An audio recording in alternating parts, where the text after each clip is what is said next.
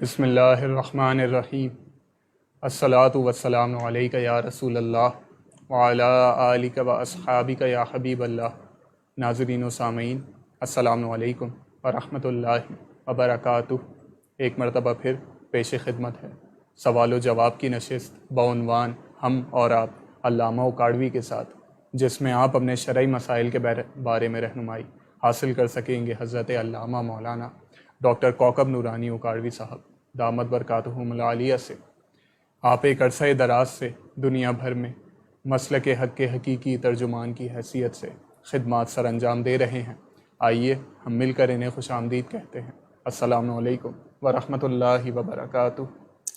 وعلیکم السلام، اور تمام ناظرین و سامعین کو بھی السلام علیکم ورحمۃ اللہ وبرکاتہ۔ آپ لوگ اپنے سوالات کامنٹ سیکشن کے ذریعے بھیج سکتے ہیں۔ اگر آپ کی آئی ڈی اپنے اصل نام کے ساتھ نہیں تو آپ اپنے سوال کے ابتدا میں اپنا نام اور اپنے شہر کا نام لکھ کر بھیج دیجئے، آپ کا سوال شامل کر لیا جائے گا۔ اس کے علاوہ واٹس ایپ اور پیج ان باکس کی سہولت بھی آپ کے پاس موجود ہے۔ بہتر یہی ہے کہ آپ واٹس ایپ یا پھر پیج ان باکس کے ذریعے اپنے سوالات بھیجیں۔ کامنٹ سیکشن کے ذریعے بھی بھیجے جا سکتے ہیں، لیکن اس میں مسئلہ یہ آتا ہے کہ فیس بک کچھ کامنٹس کو آٹو ہائیڈ کر دیتا ہے، جس میں کامنٹس کا متن اگر اسے مشکوک لگتا ہے تو وہ اسے آٹو ہائیڈ کر دیتا ہے، جس کی وجہ سے ہم تک وہ سوال پہنچتے ہی نہیں ہیں، اور سوال بھیجنے والا یہ گمان کر رہا ہوتا ہے کہ اس کا سوال بھیجنے کے باوجود رد کر دیا گیا، جبکہ ایسا ہوتا نہیں ہے، وہ سوال ہم تک پہنچتا ہی نہیں۔ تو اگر آپ کو لگے دوران نشست کے بار بار سوال بھیجنے کے باوجود آپ کا سوال شامل نہیں ہو رہا، تو آپ کی اسکرین کے دائیں جانب ایک واٹس ایپ نمبر آ رہا ہے، آپ اس پر اپنے نام اور اپنے شہر کے ساتھ وہ سوال بھیج دیجیے، آپ کا سوال انشاءاللہ شامل کر لیا جائے گا۔ گزشتہ نشست میں جو سوالات رہ گئے تھے اور کل سے اب تک واٹس ایپ اور پیج ان باکس کے ذریعے جو سوالات موصول ہوئے ان سے آغاز کریں گے۔ حیدرآباد سے اظہر شیخ صاحب کا سوال کہ اگر کوئی صحیح العقیدہ نوحے سنے یا اس کے اسٹیٹس وغیرہ واٹس ایپ یا اپنے فیس بک اسٹوریز پہ لگائے تو اس کے لیے کیا حکم ہوگا؟ بسم اللہ والحمد للہ والصلاة والسلام علی رسول اللہ۔ نوحہ کرنا، رونا بناوٹی نہ ہو، آل رسول کی محبت دل میں ہے، ان پر آنے والے مصائب کا تصور کرتے ہوئے رونا آ جائے، یا نوحے یا مرثیے کا کلام گنگنائیں یا پڑھیں یا سنیں اور وہ غلطی پر نہ ہو، یعنی اس میں مبالغہ یا مغالطہ نہ ہو، تو ایسا کلام سنا جا سکتا ہے۔ بناوٹی رونا نہ ہو، محبت کی وجہ سے آنسو آ جائیں، وہ رحمت ہوتے ہیں۔ بس یہی خیال رہے کہ کلام غیر موزوں نہ ہو اور آپ کی کیفیت بناوٹی نہ ہو۔ بھکر سے خابر عباس صاحب کا سوال کہ کسی شخص کو اگر خاتم النبیین پڑھنا نہیں آیا، جیسا کہ ایک حکمران کے بارے میں ابھی کہا گیا، تو لوگوں نے اس پر کفر کے فتوے لگانا شروع کر دیے اور یہودی ایجنٹ کہنا شروع کر دیا، کیا صرف اس بنیاد پر کہ خاتم النبیین کا تلفظ صحیح ادا نہ ہوا، اس بنیاد پر کفر کے فتوے لگانا کیا جائز ہے؟ کسی کے کفر کا علم ہو جائے یقینی طور پر تو اسے کافر ہی کہا جائے گا، جبکہ یقین ہو جائے کہ واقعی اس نے ایسا کلمہ کہا جو کفریہ تھا، توبہ بھی نہیں کی، اس نے پرواہ بھی نہیں کی، تو یہ اس کا کفر بتانا ہے کہ اس سے یہ کفر سرزد ہوا ہے۔ لیکن صرف خاتم النبیین کا تلفظ ادا نہ ہونا، یہ جو اس وقت یو ٹرن خان تھے جب انہوں نے حلف لیا تھا تو انہوں نے نہیں پڑھا تھا، آخری نبی کہہ دیتے، اس کا ترجمہ کر دیتے، اس کے باوجود وہ درود شریف بھی صحیح نہیں پڑھ پاتے، تو صرف اتنی بنیاد پر کافر نہیں کہا جا سکتا۔ کسی کو کافر بتانا یہ کوئی کھیل نہیں ہے، اس کے لیے یقینی طور پر، واضح طور پر ثبوت چاہیے ہوتا ہے۔ تو ذہن میں رہے کہ اتنی بات پر کسی کو کافر نہیں کہا جاتا۔ یہ جو لوگ سیاست میں ایک دوسرے کے لیے اس طرح کے لفظ بولتے ہیں، وہ ان کا ایک مزاج ہے۔ جس شخص کے لیے یہ کہہ رہے ہیں اس کی اور بہت سی باتیں ہیں۔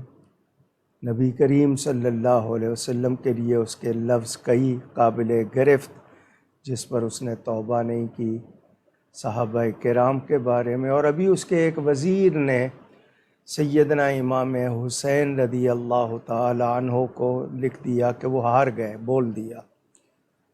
جب اس طرح کی یہ لوگ باتیں کرتے ہیں تو یہ دل آزاری کرتے ہیں۔ غیر کریں تو وہ چونکہ غیر ہیں، ان کو دشمنی ہے، یہ مسلمان کہلا کر بڑے فخر سے کہہ جاتے ہیں اور اس پر شرمندہ بھی نہیں ہوتے۔ تو ان لوگوں کو توبہ کرنی چاہیے۔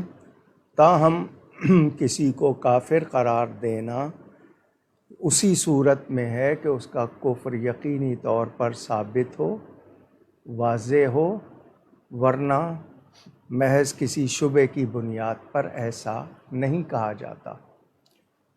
غلام مصطفیٰ صاحب کا سوال، اس بات کی وضاحت علامہ صاحب پہلے بھی کئی بار کر چکے ہیں، لیکن گزارش ہے کہ ایک مرتبہ پھر اس سوال کے جواب میں اگر کر دیں کہ ان سے آپ کے کسی ناقدین نے کہا کہ علامہ صاحب خود منع کرتے ہیں کہ روضہ رسول اور مواضع شریف کے سامنے تصویریں نہیں کھنچوانی چاہیے، اور علامہ صاحب کی خود تصویریں فیس بک پر اور سوشل میڈیا پر موجود ہیں جو کہ روضہ رسول کے سامنے ہیں۔ اس حوالے سے وہ پوچھتے ہیں کہ معترضین کچھ اعتراض کرتے ہیں۔ آپ لوگ پہلے تصویر کے بارے میں بہت احتیاط کرتے تھے، آج کل ہر ایک کے ہاتھ میں کیمرہ ہے۔ میں ریاض الجنہ میں مواجہ شریف پہ آپ نے مجھے خود فوٹو کھینچتے ہوئے یا کھنچواتے ہوئے دیکھا۔ اب کوئی کھینچ رہا ہے، اس نے کھینچ لی، میڈیا ٹیم کو پہنچ گئی، انہوں نے لگا دی، میں نے کھڑے ہو کر باقاعدہ کو فوٹو کھنچوائی ہو یا کہا ہو تب بات کیجئے۔ اب میں بیٹھا ہوں عام برآمدے میں، میں عصر سے لے کر عشاء تک تقریباً 5 گھنٹے آرام سے حرم میں بیٹھتا تھا، شام کو پھر رات تہجد میں آتا تھا اور اشراق تک بیٹھتا تھا۔ اس دوران میرے پاس جو بھی کوئی آیا سلام کرنے پہچان کے، انڈیا کا، انگلینڈ سے، پاکستانی، اس نے ایک تصویر بنا لو، یہی ایک سوال ہے۔ کوئی یہ نہیں کہہ رہا کہ جی دعا کریں، ایک تصویر۔ اب مجھے آپ بتائیں کہ کتنی بڑی بیماری پھیل چکی ہے، اور رنگ ٹون بجتی ہے لوگوں کی موسیقی والی حرم شریف میں۔ تو میں اپنے پوسٹرز جو ہیں جو جلسوں کے، ان پر بھی فوٹو پسند نہیں کرتا۔ ایک زمانہ تھا فلمی اشتہار آتے تھے فوٹو والے، اور اب جناب علمی اشتہار بھی فوٹو والے، اور دینی اشتہار بھی۔ جس کی فوٹو چھوٹی لگ جائے وہ ناراض بھی ہوتا ہے، یہاں تک سنا ہے۔ تو یہ غلط رواج پڑ گئے ہیں، میں بہت گناہ گار ہوں، لیکن یہ کہ میں وہاں خود سے ایسا نہیں کرتا۔ محمد اشرف خان صاحب کا سوال کہ اگر کوئی شخص امامت کروا رہا ہو اور امامت کے دوران وہ بار بار اپنے کپڑوں کو درست کر رہا ہو، تو اس طرح بار بار یہ عمل کرنے سے کیا اس کی نماز پر کوئی اثر پڑے گا، اور جو پیچھے مقتدی ہیں ان کی نماز کا کیا حکم ہوگا؟ معلوم کیا جائے اس شخص سے کہ آپ کا یہ اس کو معلوم بھی ہے، امامت کے مسائل جانتا ہے، امام کون ہوتا ہے، اس کو کیا کرنا چاہیے، اس کے علم میں ہے نہیں ہے، تو اسے بتائیں کہ وہ بارِ شریعت میں یا فتاوی رضویہ میں امامت کے حوالے سے پڑھ لے۔ لیکن یہ کہ اس کی عادت ہے اگر، تو اس کو تھوڑا سا احساس دلائیں۔ تاہم عمل کثیر نہیں ہے تو نماز ہو جائے گی۔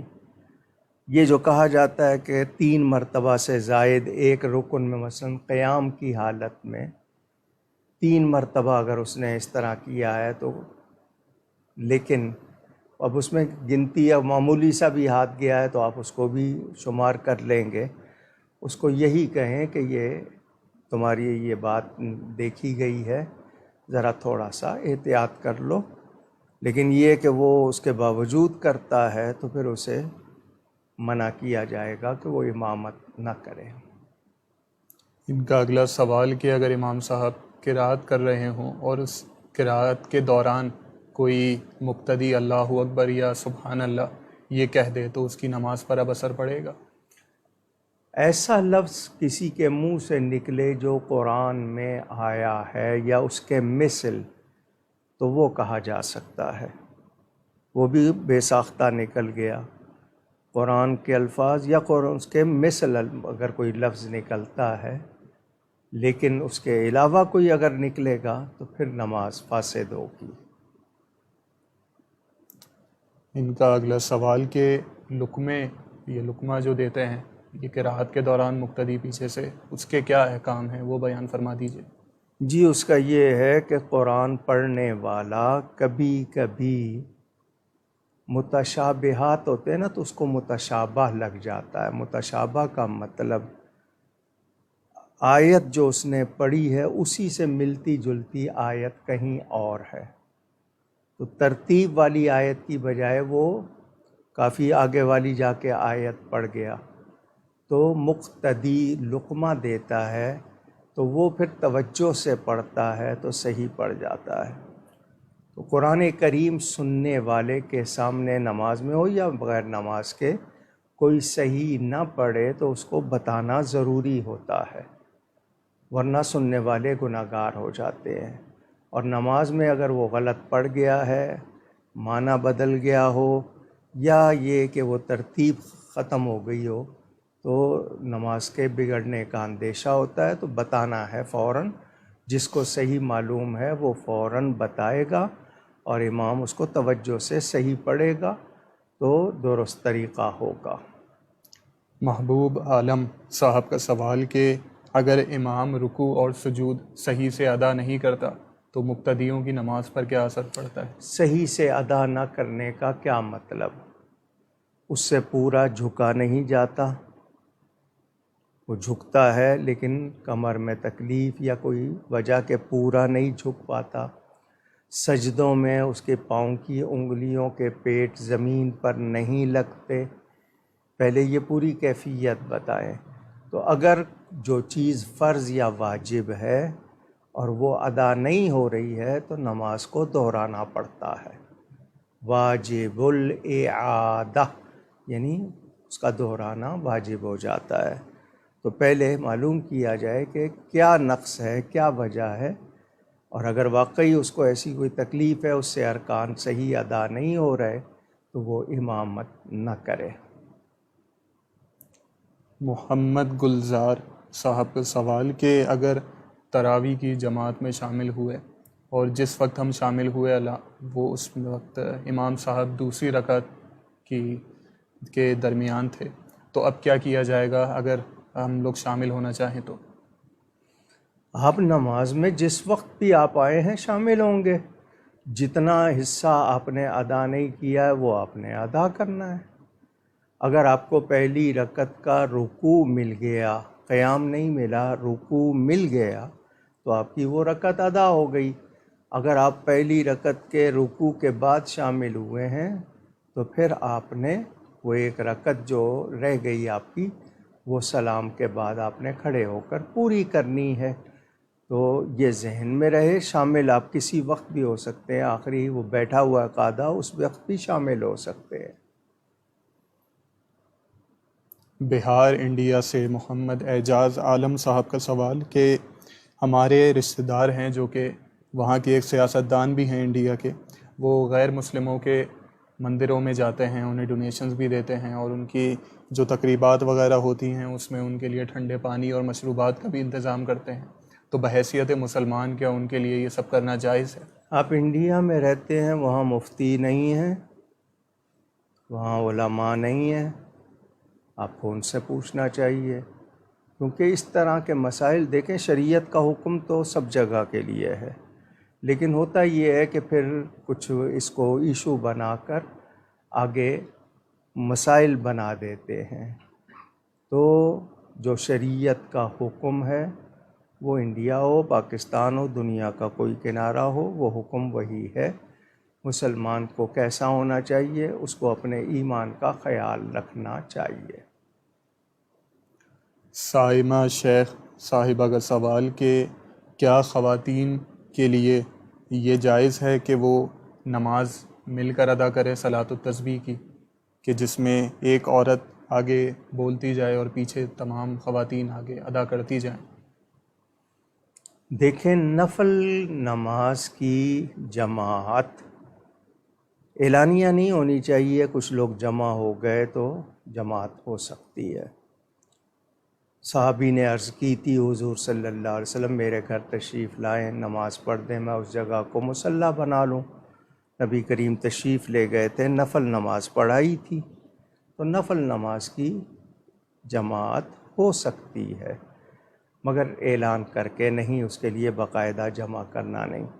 اب خواتین کے لیے میں کل بھی 2 دن سے مسئلہ کئی مرتبہ بیان کر چکا ہوں کہ عورتوں پر جماعت نہیں ہے، لیکن وہ اکیلے سستی کر رہی ہیں، نہیں پڑھ رہی ہیں، تو ان میں سے ہی کوئی جو مسئلہ جانتی ہو وہ ان سے 1-2 قدم آگے کھڑے ہو کر پڑھا لے اور وہ پڑھ لیں تو ان کی نماز ہو جائے گی۔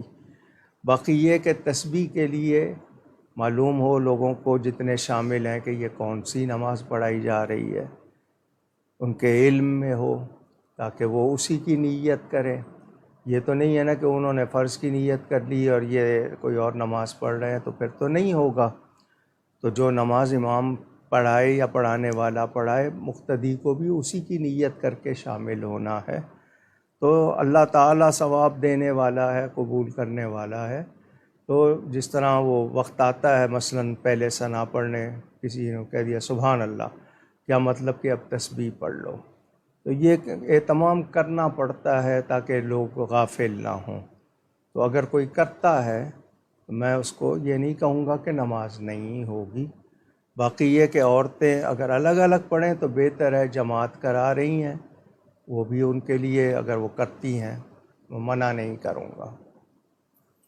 اشرف خان صاحب کا سوال کہ کیا تہبند باندھ کر نماز ادا ہو جائے گی؟ اس میں کیا کراہت ہے؟ حضور صلی اللہ علیہ وآلہ وسلم نے ساری عمر تہبندی بانی ہے۔ آپ جس کو لنگی کہہ لیں، کچھ لوگ دھوتی کہتے ہیں، کچھ تہبند کہتے ہیں، تو حضور صلی اللہ علیہ وسلم نے ساری عمر تہبندی بانی ہے۔ تو اس میں بس یہ ہے کہ اس کا جو کپڑا ہے زمین سے نہ لگے، ٹخنوں سے اوپر رہے، آپ بالکل اس میں نماز پڑھ سکتے ہیں۔ وہ صاف ہونی چاہیے، پاک ہونی چاہیے۔ اور اب بھی میرا خیال آپ نے دیکھا ہوگا احرام والے وہ سارے اسی میں ہوتے ہیں۔ بہت سے علاقے دنیا کے، ملائیشیا، انڈونیشیا، وہاں یہی پہنا جاتا ہے لباس، تو وہ سب پڑھتے ہیں۔ محمد حسین صاحب کا سوال، انہوں نے ایک سوشل میڈیا پوسٹ شیئر کی جس میں مختلف جو ہمارے معاشرے میں سلام کرنے کے طریقے رائج ہیں جو کہ خلاف شرع ہیں، بظاہر جو شرع نے ہمیں بتایا ہے السلام علیکم ورحمۃ اللہ، اس کے علاوہ تو یہ پوچھنا یہ چاہ رہے تھے کہ اس میں اگر غلط تلفظ سے ادا کیے جائیں یا مخارج کا خیال نہ رکھا جائے تو کیا اس سے کفر تک بات جاتی ہے، یا وہ جملہ کہنا حرام ہوتا ہے، یا کہنے والے پر حکم لگتا ہے؟ ایک ہوتا ہے لا علمی میں کسی سے تلفظ ادا نہیں ہو رہا، وہ ناواقفی ہے، یا کسی کے زبان پر صحیح مخرج، صحیح پرونانسیشن نہیں آتا، یہ اور بات ہے۔ لیکن جان بوجھ کر اگر ایسا لفظ یعنی سام کہہ دے سلام کی بجائے، تو سام تو موت کو کہتے ہیں، تو کیا مطلب کہ تجھ پہ موت آئے، تیرے لیے موت ہو؟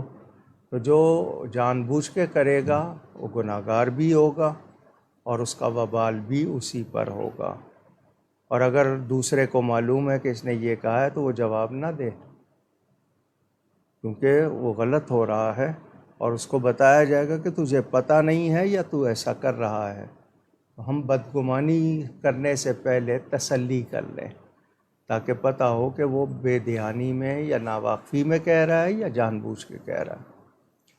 سجدے میں ناک کی کون سی ہڈی لگے گی، اس کا بتا یہ دیجیے۔ جو آپ کا اس کو کیا کہتے ہیں آپ، ناک کا بانسا کہتے ہیں، یہ جو نرم حصہ ہے یہ دبے گا، یہ ماتھا دبے گا اور یہ چیز دبے گی، تو آپ کا صحیح طرح وہ ٹکے گا، زمین پر لگنا اس کا ضروری ہے۔ فدا حسین صاحب کے سوالات کے بالوں کو ڈائی کرنا، اس کے بارے میں کیا شرعی احکام؟ جی، مرد کے لیے خالص سیاہ کالا خضاب اختلافی ہے، مکروہ تحریمی تک جاتا ہے، عورت کے لیے مسئلہ نہیں ہے، تو سیاہی مائل کر لے یا کوئی اور کلر کرتا ہے، صرف پیور جس کو جیٹ بلیک کہتے ہیں وہ نہ کرے۔ والد صاحب قبلہ کا پورا رسالہ ہے مسئلہ سیاہ خضاب، تفصیل دیکھنی ہو تو وہ پڑھ لیں۔ اور ان کا اگلا سوال کہ اگر شکار کے لیے جائیں اور گولی کسی کو ماریں، کسی پرندے کو، اور وہ مر جائے تو اب وہ حلال ہوگا یا نہیں؟ جی، اس کے بارے میں بھی مسائل لکھے ہیں کہ اس نے جب وہ گولی چلائی تھی تو کیا پڑھا تھا، کچھ پڑھا تھا یا نہیں، اب وہ جانور گرا ہے، اس کے چھرے لگنے سے گرا ہے اور اس نے کچھ پڑھا نہیں، تو پھر وہ حلال نہیں ہوگا۔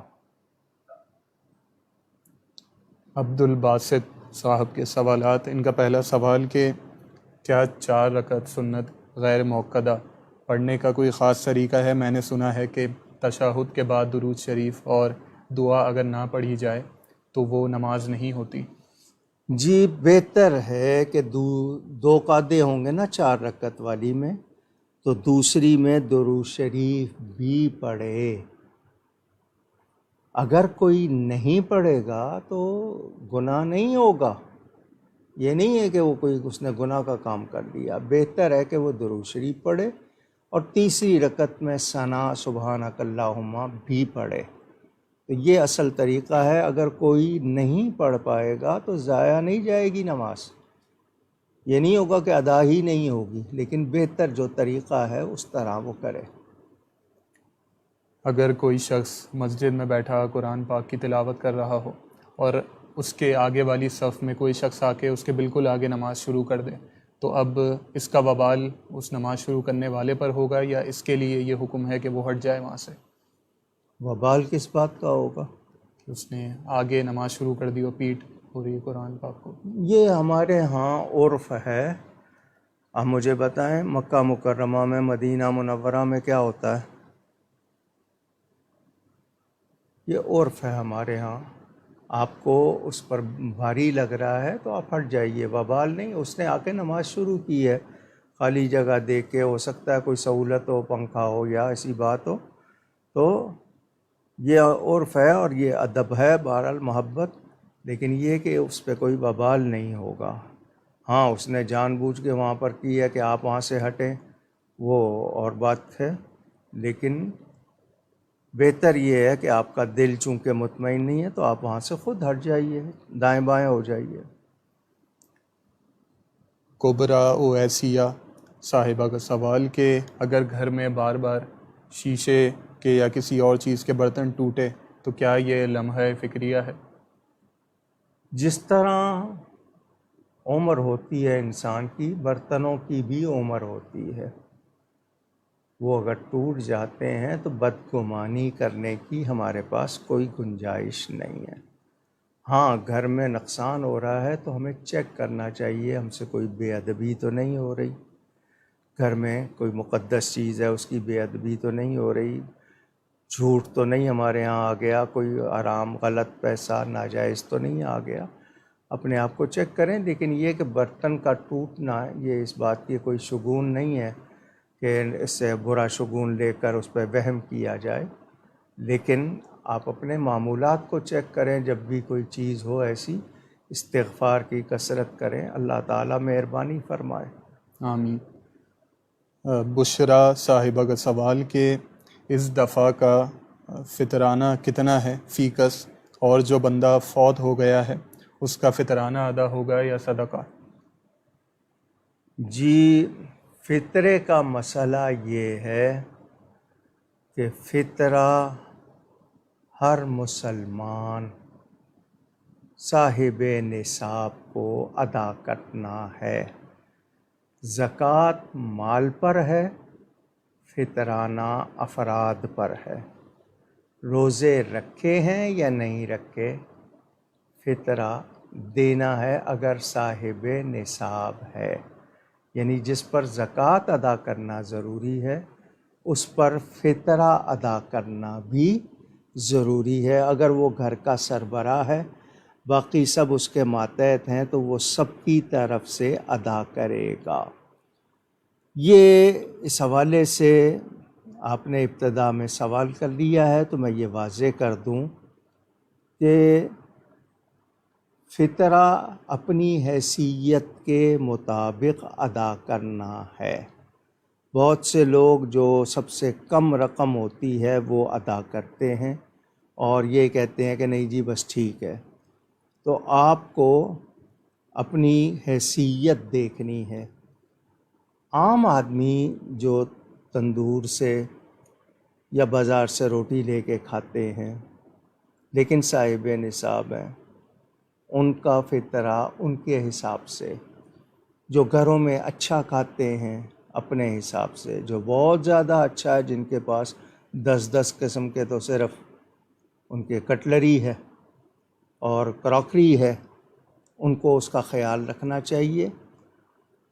گندم کا آٹا چکی والا جو اچھی قیمت والا ہوتا ہے، 2 کلو 50 گرام، 2 کلو لازمی ہو، اس کا ہے 170 روپے جو بتایا گیا ہے۔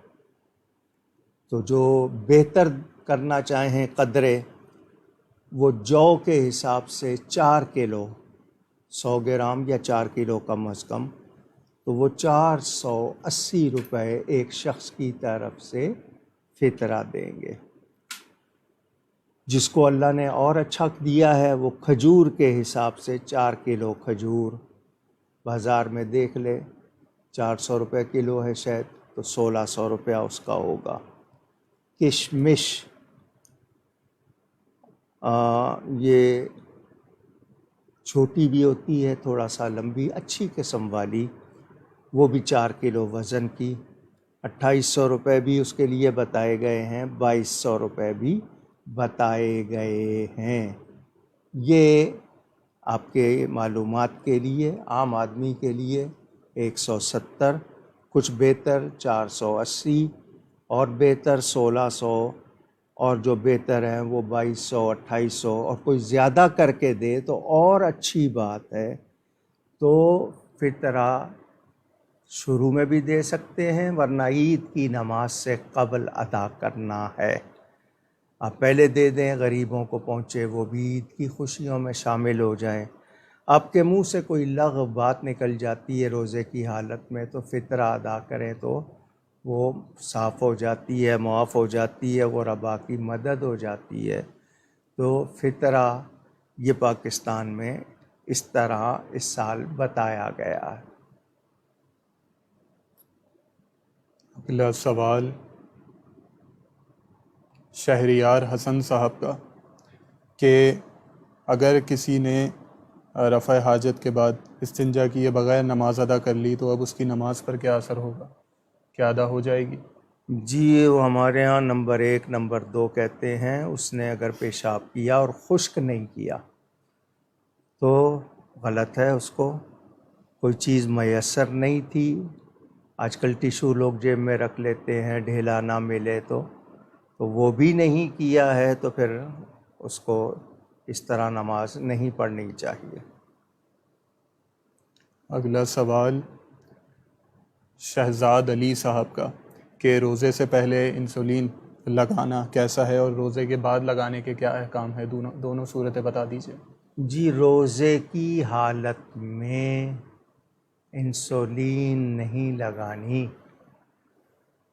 روزے کی حالت میں کچھ لوگ انجیکشن کے حکم میں لے کے اس کو جائز کہتے ہیں، اگر آپ ان پر اعتماد کرتے ہیں تو باقی طاقت کے لیے کوئی چیز لینا، اس پہ روزے پہ قوت حاصل کرنے کے لیے کوئی چیز لینا، بھلے وہ منافذ یعنی جو قدرتی سوراخ ہے ان کے لینے کی بجائے انجیکشن سے لیتا ہے، مسام سے لیتا ہے، لیکن کوئی مجبوری ہے وہ اور بات ہے انجیکشن لگوانا، لیکن طاقت کے لیے یا ویسے، اور یہ جو انسولین ہوتی ہے اس کے ساتھ شاید شرط ہوتی ہے کہ فوراً کچھ کھانا ہوتا ہے، سننے میں یہی آیا ہے، تو اس کو اگر بہت زیادہ تکلیف ہے اس کے بغیر نہیں رہ سکتا، وہ روزہ نہ رکھے، لیکن یہ کہ اس طرح روزہ خراب نہ کرے۔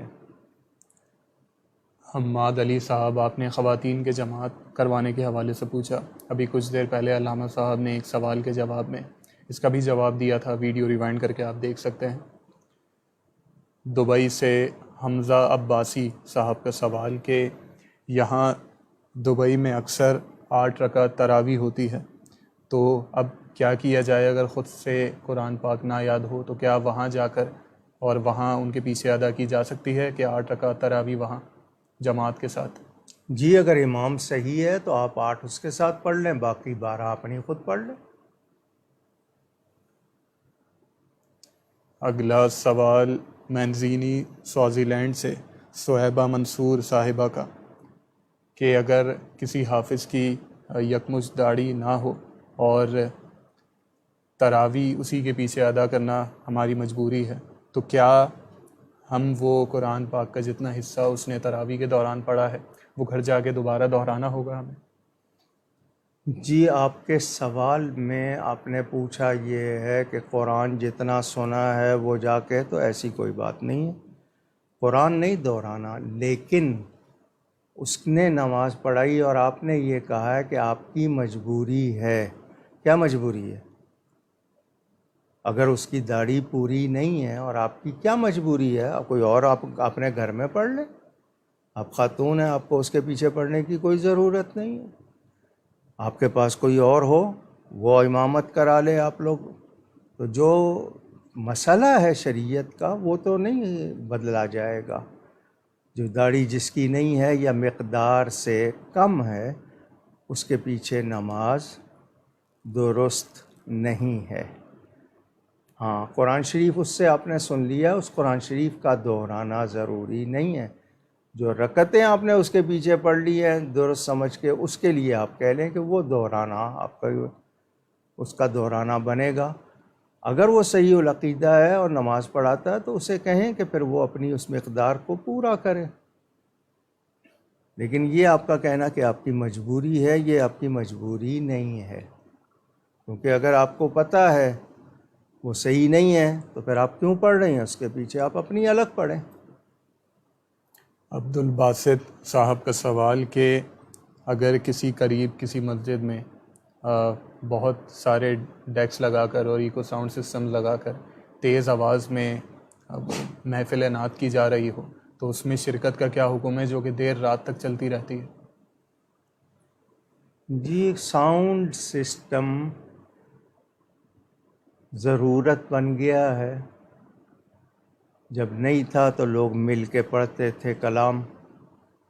اب یہ ہے کہ لوگوں کو اگر کوئی تکلیف ہو رہی ہے، صرف اس عمارت کے اندر تک آواز رہے وہ اور بات ہے، لیکن یہ ہے کہ ہمارے ہاں سڑکوں پہ ہو رہا ہے، ساری رات ہو رہا ہے، اور فجر سے کچھ دیر پہلے ختم، فجر بھی نہیں پڑھتے، جا کے لیٹ جاتے ہیں. یہ کچھ غلط عادتیں ہو گئی ہیں. تاہم اگر کہیں لاؤڈ اسپیکر کا استعمال ہے اور وہ اس عمارت کے اندر ہے اور دوسرے اس سے کوئی تکلیف نہیں ہو رہی ہے تو پھر تو کوئی حرج نہیں ہے. اور کسی کو ویسے نعت پسند نہیں ہے یہ نہیں کہوں گا، لیکن یہ کہ پورا محلہ پریشان ہے آواز کی وجہ سے، تو وہ آواز اپنے تک رکھے. لیکن صرف یہ کہ میوزک کی تو پسند ہے آواز لیکن نعت کے لیے پسند نہیں ہے، وہ اعتراض غلط ہو جائے گا. تو کوشش کریں ہم لوگ صرف نعت کے لیے جو رسمی محفلیں سجاتے ہیں اور اس پر باوضو بھی نہیں ہوتے ہیں، ادب کا خیال بھی نہیں رکھتے ہیں. میں اس کے لیے کہتا ہوں نعت سنانے والا اور سننے والا دونوں کو باادب ہونا چاہیے. تو کھیل نہیں ہے. ہم نے ان محفلوں میں جو کچھ ادب ختم کر دیا ہے وہ بہت بری بات ہے. کویت سے آصف فاروقی صاحب کا سوال کہ فجر کی اذان ہونے تک سحری کرنا یہ کیسا ہے، اس کے کیا احکام اور کیا احتیاط ہے؟ فجر کی اذان ہونے تک کا مطلب یہ ہوا کہ سحری کا وقت ختم ہو گیا، فجر کی اذان شروع ہو گئی اور اس دوران بھی آپ کھا پی رہے ہیں تو سن لیجئے کہ جب صبح صادق ہو جاتی ہے سحری کا وقت ختم ہو جاتا ہے. سحری کا وقت ختم مثال کے طور پر 5:01 ٹائم ہے سحری کے ختم ہونے کا. اب اس کے بعد اذان شروع ہوئی، اس میں اگر آپ کچھ کھائیں پئیں گے تو روزہ نہیں رہے گا. اور میں بار بار کہتا ہوں وقت ختم ہونے سے 2-3 منٹ پہلے رک لیا کریں. کھانا پینا چھوڑ دیں. آپ کہتے ہیں نہیں یہ ایک گھونٹ اور بھر لوں، تو وہ آپ جو گھونٹ زیادہ بھرتے ہیں نا وہ پھر آپ کو نیند میں آپ کی ڈسٹرب کرتے ہیں.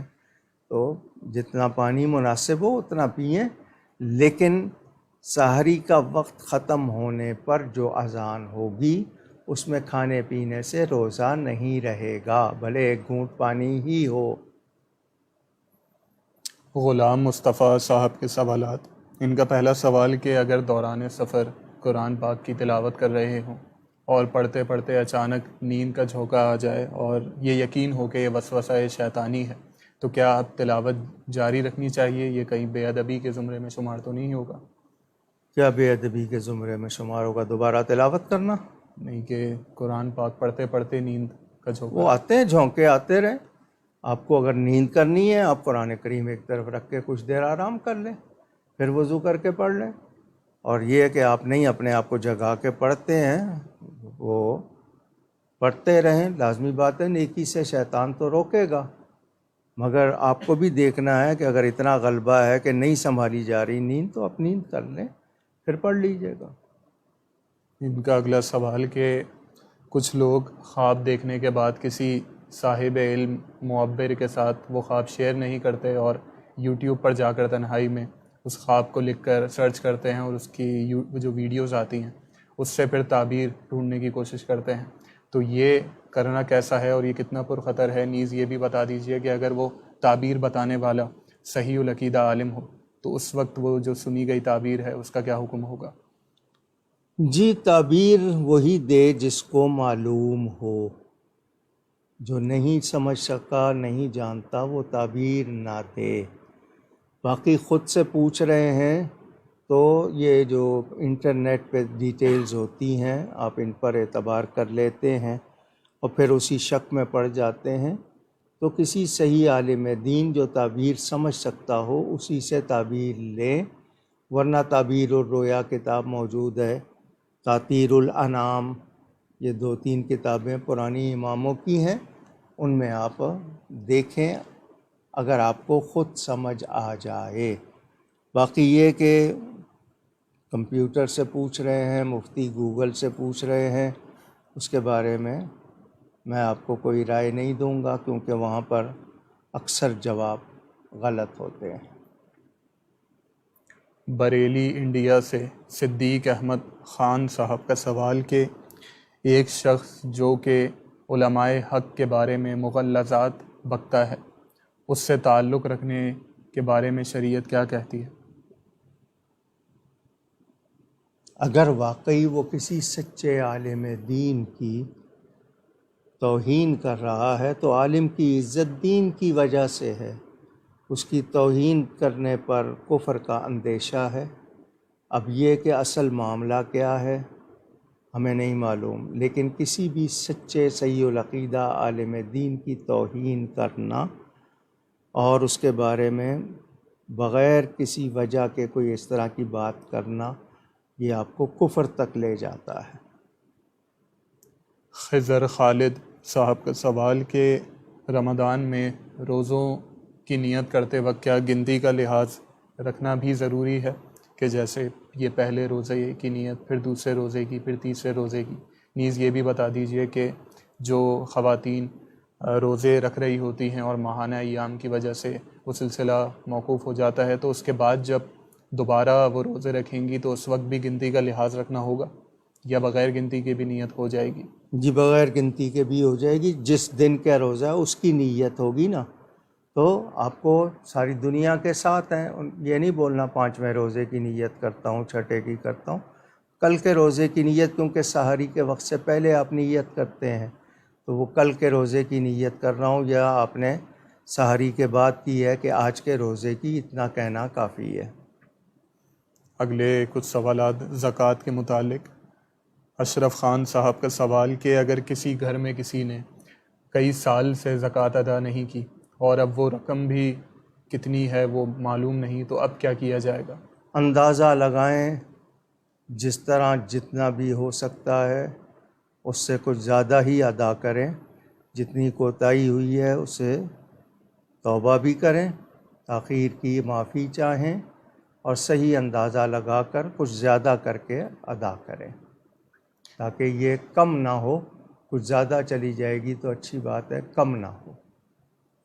عمران شیخ صاحب، آپ نے زکوٰۃ کی فرضیت کے حوالے سے پوچھا۔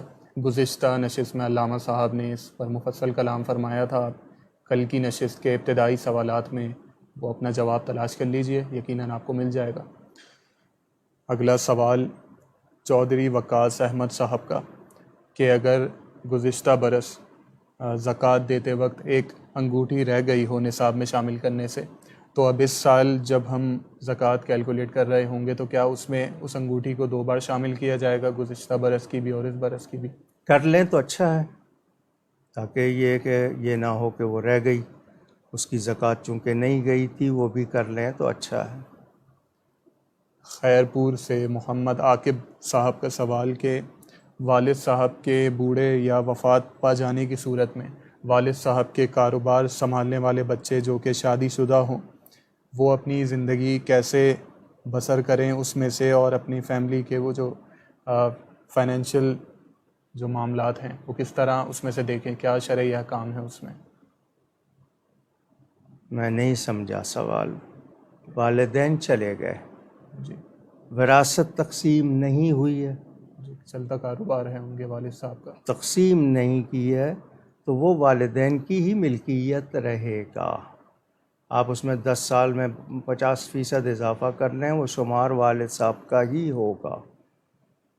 یا تو یہ کہ آپ نے حصے کر لیے اور کہہ دیا کہ تھوڑا تھوڑا کر کے سب کو دے دیں گے، تو وہ اور بات ہے، لیکن آپ اس میں مشترکہ کاروبار میں شامل ہیں، پورا گھر اسی سے چل رہا ہے، تو آپ لوگ کھائیں پئیں، لیکن یہ ہے کہ جب بھی کسی کو دیں گے تو آپ یہ تو نہیں کہہ سکتے کہ تیرے حصے میں دے رہے ہیں، کیونکہ حصہ تو کیے نہیں ہے آپ نے، تو آپ اپنا خرچ لے رہے ہیں، وہاں خدمات انجام دے رہے ہیں، وہ ملکیت والدین کی ہی رہے گی جب تک کہ آپ لوگ اپنے حصے کر کے الگ نہیں ہو جاتے۔ تو اس میں سے کھا رہے ہیں، سارے کھائیں، لیکن یہ ہے کہ وہ کسی ایک دوسرے پر احسان نہیں ہوگا، نہیں جی ہم نے اس میں اور اضافہ کر دیا ہے، تو وہ نہیں ہوتا تو اضافہ کہاں سے ہوتا، اور جتنا آپ نے استعمال کیا وہ آپ کو ملا بھی تو ہے نا، بینیفٹ یا اس کا فائدہ بھی تو آپ ہی نے اٹھایا ہے نا، تو وہ جب تک تقسیم نہیں ہو جاتی وہ والد سے والدین کا ہی ہوگا، اور آپ اس میں سے کھا رہے ہیں سارا گھرانہ، ٹھیک ہے، لیکن کسی نے حصے کا مطالبہ کر دیا تو پھر آپ وہ حصے کر لیجئے گا، اور بتا دیجیے گا کہ طریقہ کہ کس طرح ادا کریں گے، فوراً دیں گے، تھوڑا تھوڑا کر کے دیں گے، پھر وہ حصہ الگ ہو جائے گا۔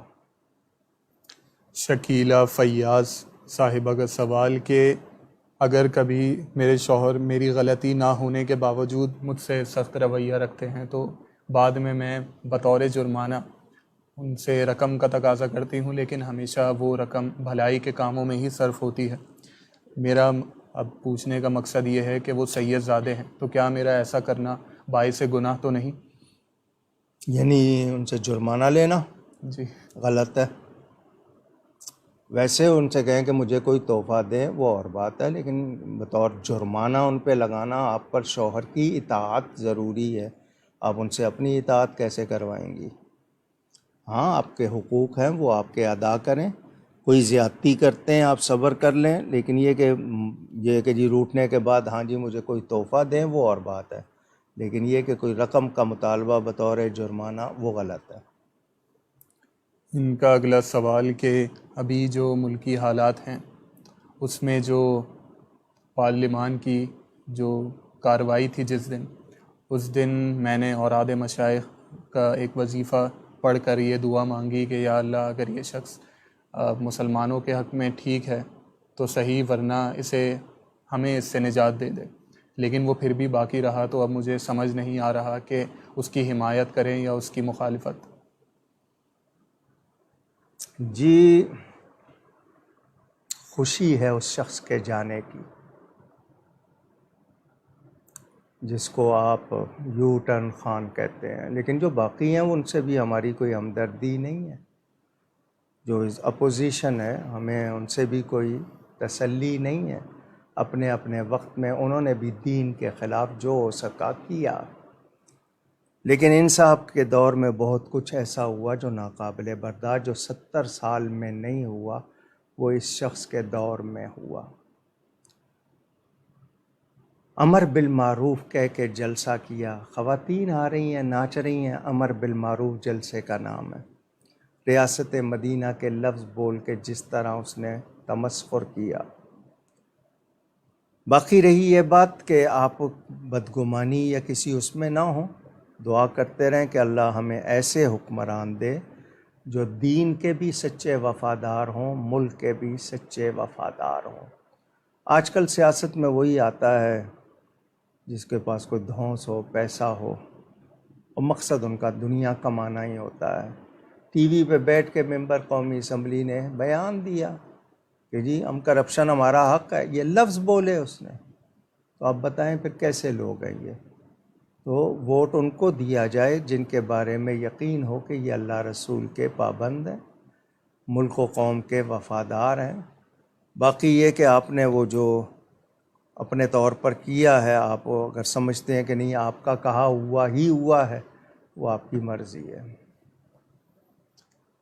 انڈیا سے عبد القادر کھتری صاحب کا سوال کہ آپ اب کی بار انڈیا دوبارہ کب تشریف لائیں گے؟ رستے کھولیں جی، ہمارے مدت ہو گئی اجمیر شریف حاضری کو، کلیر شریف، اجمیر شریف، دہلی، اور اس وقت مسلمانوں کے خلاف جو کچھ وہاں ماحول ہے، اللہ کی پناہ، اور دونوں ملکوں کے درمیان کچھ لوگوں کے رویوں کی وجہ سے دیواریں ہیں، حالانکہ مسلمان دونوں طرف رشتہ دار بھی ہیں، دوسرے بھی ہیں۔ باقی رہی میرے آنے کی بات، رستہ کھولیے، میں کل آ جاؤں گا۔ محمد عاطف صاحب کا سوال کہ کیا یہ بات درست ہے کہ فطرانہ رمضان المبارک کے پہلے یا دوسرے عشرے سے ہی واجب ہو جاتا ہے؟ جی نہیں، آپ رمضان کے پہلے روزے سے دینا چاہیں، وہ واجب ہر اس شخص پہ ہے جو صاحب نصاب ہے، وہ عید سے پہلے پہلے دینا ہے، اور یکم رمضان سے آپ شروع ہو گیا اس پہ، اس لحاظ سے اگر دیکھا جائے کہ وہ صاحب نصاب ہے تو اس پر واجب ہے۔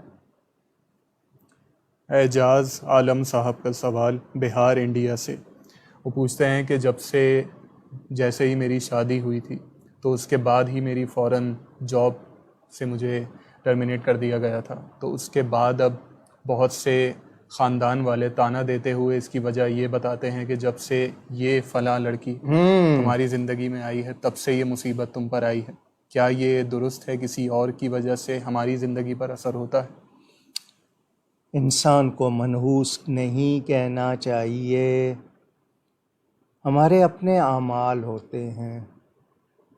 وہ جی کوئی کسی کی میت ہو گئی تو لڑکی کو منحوس، تو لڑکے کو کیوں نہ کہا جائے؟ لڑکی ہی پر نزلہ کیوں گر رہا ہے کہ اس کے آنے سے ہوا ہے؟ ہو سکتا ہے اس کو بھی آپ کے ساتھ رشتہ جوڑنے کی وجہ سے مشکلات آ رہی ہو. اسلام ان باتوں کی اجازت نہیں دیتا. توبہ استغفار کریں، اللہ تعالیٰ خیر فرمائے. یہ ایسی کوئی بات نہیں ہے جس کے لیے آپ اس طرح کہیں. یہ غلط لوگوں نے، عورتوں میں خاص طور پر ہوتا ہے یہ تانا دینا اور اس طرح کی باتیں کرنا. وہ گناہ گار ہوتی ہیں، ان کو بھی توبہ کرنی چاہیے. اظہار شہزاد صاحب کا سوال کہ روزے میں اگر خون نکلے تو اس کے بارے میں اب کیا حکم ہوگا؟ خون دانت سے نکلا ہے، زخم سے نکلا ہے. دانتوں سے خون نکلا ہے تو تھوکنا ہے، تھوک میں مل کر اندر چلا گیا تو روزہ ٹوٹ جائے گا. باقی زخم لگ گیا ہے، خون نکلا ہے، روزے پہ کوئی اثر نہیں. آپ کسی کو خون دے رہے ہیں تب بھی روزہ نہیں ٹوٹے گا، لیکن اس سے آپ کے لیے روزہ سنبھالنا اگر دشوار ہوتا ہے تو روزے کی حالت میں نہ دیں. صحابہ کرام روزے کی حالت میں جہاد کرتے تھے یا نہیں کرتے تھے؟ تو زخم لگ جائے خون نکلنے سے روزہ نہیں ٹوٹتا. عبد الرحمن صاحب کا سوال کہ روزے میں اگر غلط خیالات آئیں تو کیا اس سے روزے پر کوئی اثر آئے گا؟ جی میں نے 1000 مرتبہ کہا، غلط خیال آنا برا نہیں ہے. غلط خیالوں میں گم جانا، لگ جانا، یہ برا ہے. خیال آیا نا، جھٹکی ہے، پڑھیے لا حول ولا قوت الا باللہ، دروشی پڑھنا شروع کر دے، استغفار پڑھنا شروع کر. لیکن آپ اس خیال میں نا آگے اس کو بڑھاتے رہتے ہیں پلاننگ کے ساتھ، جیسے پوری ٹریلر کو پوری فلم بنانے کے چکر میں ہوتے ہیں آپ. تو یہ آپ کا عمل ہے. خیالات آتے ہیں ان کو جھٹکیں اور اپنا دھیان لگائیں، کیونکہ آپ خالی نہیں رہیں گے تو پھر آپ کو نفس جو ہے اس طرح خراب کرے گا. تو خیالات کا آنا برا نہیں ہوتا، خیالات میں لگ جانا اس میں آپ کو احتیاط کرنی ہے. اللہ تعالیٰ معاف کرے. آمین. لائبہ کھتری صاحبہ کا سوال کہ میں آن لائن جاب کرتی ہوں تو اس میں جاب کے تقاضے کے مطابق مجھے لائیو آنا ہوتا ہے کیمرے کے سامنے، تو اس وقت پردے کا وہ اہتمام نہیں ہو پاتا صحیح سے. اب آپ بتائیے کہ میرے لیے کیا احکام ہے؟ کیوں پوچھتی ہیں مسئلہ؟ ایسی چیز کیوں اختیار کی ہے؟ جب آپ نے اختیار کی ہے تو پھر آپ مسئلہ کیوں پوچھ رہی ہیں؟ آپ کو واقعی پردے میں رہنا ہے تو آپ ان سے کہہ دیں کہ ٹھیک ہے میں چہرہ چھپا کے بیٹھوں گی. وہ کہیں گے کہ نہیں جی، تو پھر آپ کو وہی نوکری کیوں کرنی ہے؟ جب آپ کے پاس کوئی اور چوائس نہیں ہے اور آپ کر رہی ہیں تو پھر مجھ سے کیا کہلوانا چاہتی ہیں کہ میں اس کو جائز کہہ دوں؟ آپ کم از کم اتنا چہرہ ضرور چھپا لیں کہ پورا چہرہ واضح نہ ہو تو کام چل جائے گا. وقاص مصطفیٰ قادری صاحب، آپ نے آنکھ میں دوا ڈالنے کے حوالے سے پوچھا حالت روزہ میں. ابھی کچھ دیر پہلے علامہ صاحب نے اس کے بارے میں حکم بیان فرمایا، آپ ویڈیو ریوائنڈ کر کے دیکھ سکتے ہیں. اگلا سوال عبد القادر صاحب کا کہ اگر لون لینے کے بعد یا پھر قرض لینے کے بعد ادائیگی کے وقت کسی بھی مد میں اگر اضافی رقم دینی پڑے تو کیا وہ سود میں ہی شمار ہوگی؟ اضافی کیوں دینی پڑے؟ کیا اس میں ایگریمنٹ میں ہے یا ویسے محبت سے دے رہے ہیں؟ کچھ صرف محبت میں دے رہے ہیں، کچھ کے تاخیر ہوئی ہے، یہ میری طرف سے ہدیہ رکھ لیں. لیکن نہیں، آپ اس میں وہ یاد رہے کہ سود رہے گا. اس کو میں یا دنیا کو کوئی مفتی جائز نہیں کر سکتا. قرآن میں واضح وہ اللہ اور اس کے رسول سے جنگ بہت بڑا گناہ ہے، تو اس کے لیے ہم کوئی گنجائش نہیں نکال سکتے. لاہور سے امین خان صاحب کا سوال کہ نافرمان بیوی کے لیے کیا حکم ہے اگر وہ بغیر اطلاع کے گھر سے نکل جائے، گھر والوں کو بھی اطلاع نہ دے اور شوہر کو بھی نہیں، تو اب شوہر کے لیے کیا حکم ہے، اسے کیا کرنا چاہیے؟ اس کو دین کی معلومات فراہم کریں، اس کو بتائیں، شریعت کے مسائل بتائیں، کہاں جاتی ہے، میکے جاتی ہے تو میکے والوں کو یعنی اپنے سسرال کو آپ بتائیں کہ اس طرح یہ گناہ گار ہوتی ہے، اور اگر آپ کو معلوم ہے کہ وہ کوئی غلط نہیں کر رہی ہے تو آپ اعتراض بھی نہ کریں۔ مثلاً کو جانا کہیں ضروری ہے اس کا، وہ ضرورت کے لیے جاتی ہے تو اعتراض بھی نہ کریں، خام خواہ راستہ نہ ڈھونڈیں، لیکن وہ اس کی عادت ہے کہ نہیں، وہ ٹکتی نہیں ہے، گھومتی پھرتی رہتی ہے اور اس میں کوئی وہ ایسا کام نہیں کرتی ہے جو حیا کے یا آپ کی وفاداری کے خلاف ہے، تو پیار سے سمجھا لیں، کبھی کہ کم نکلا کرو یا کچھ، اور اگر وہ اس کے باوجود تو پہلے اس کو شریعت کا مسئلہ بتائیں، پیار سے اس کو بتائیں، اور اس کے بعد اس پہ خام خواہ راستہ نہ ڈھونڈیں، لیکن کوشش کریں کہ اس کی عادت بہتر ہو جائے۔ سید فاروق ترابی صاحب کا سوال کہ نماز تراویح کیا جماعت سے لازم ہے یا انفرادی طور پر ادا کی جائے تب بھی ہو جائے گی؟ سیدنا فاروق اعظم نے چونکہ اس کو جماعت کے ساتھ کروانے کا اہتمام کروایا، اور نبی کریم صلی اللہ علیہ وسلم کا ارشاد کہ تم پر میرا اور میرے خلفائے راشدین کا طریقہ لازم، علیکم بسنتی و سنت الخلفاء الراشدین المہدیین، تو مرد کے لیے بہتر ہے وہ مسجد میں جائے، جماعت کے ساتھ پڑھے، لیکن کوئی مجبوری ہے، کوئی ایسی بات ہے تو تنہا بھی پڑھ سکتا ہے۔ جلال احمد صاحب کا سوال کہ کشف المحجوب شریف کی کیا کوئی تلخیص موجود ہے جس میں آسان اور سلیس زبان میں وہ تمام پیغامات موجود ہوں جو اس میں نقطے خاص نقطے موجود ہیں؟ خلاصے کے طور پر میری نظر سے شاید کوئی کتاب کا ٹائٹل گزرا ہے، مجھے پوری معلومات نہیں ہے کہ اس کی تلخیص یعنی اس کو سمرائز کسی نے کیا ہو۔ ہاں، پوری کتاب موجود ہے، آپ اس کو اتنا حصہ الگ الگ باب کر کے تھوڑا تھوڑا وقفہ کر کے پڑھ لیجئے، لیکن میری اس وقت معلومات میں اس کا خلاصہ کوئی ایسی کتاب فوری ذہن میں نہیں ہے۔ محمد اعجاز صاحب کا سوال کہ کسی غیر مسلم کے لیے شہید کا لفظ استعمال کرنا؟ جی، میں لفظ مبارک پر، لفظ شہید پر، اسی طرح کچھ اور لفظوں پر بھی کئی مرتبہ کہہ چکا ہوں۔ یہ اب لفظ دعا ہے، ان کے ہاں پرارتھنا ہوتا تھا لیکن وہ بھی دعا کا لفظ کہتے ہیں، غیر مسلم ہیں، مشرک ہیں، پھر بھی شہید کہتے ہیں۔ تو اسلام میں اللہ کی راہ میں جو جان دیتا ہے کلمہ حق بلند کرتے ہوئے، صرف وہ شہید ہے۔ اگر وہ اللہ کی نزدیک شہید ہے تو ظاہر کے حوالے سے حکم دیا جاتا ہے، باقی رہی یہ بات کہ جی غیر مسلم، اس کے لیے شہید کا لفظ نہیں کہا جائے گا۔ انگلش میں وہ مارٹر کہتے ہیں، مارٹیڈم کہتے ہیں شہادت کو، تو وہ انگلش کا لفظ کہہ لیں۔ شہید وہ دین کی گواہی دینے والا ہوتا ہے، غیر مسلم کے لیے وہ لفظ نہیں بولا جائے گا۔ ذیشان قریشی صاحب کا سوال کیا ٹوتھ پیسٹ سے روزے پر کوئی اثر پڑتا ہے؟ جی، میں پہلے دن سے ہی کہنا شروع کر دیتا ہوں کہ روزے کی حالت میں ٹوتھ برش، ٹوتھ پیسٹ نہیں کرنا چاہیے۔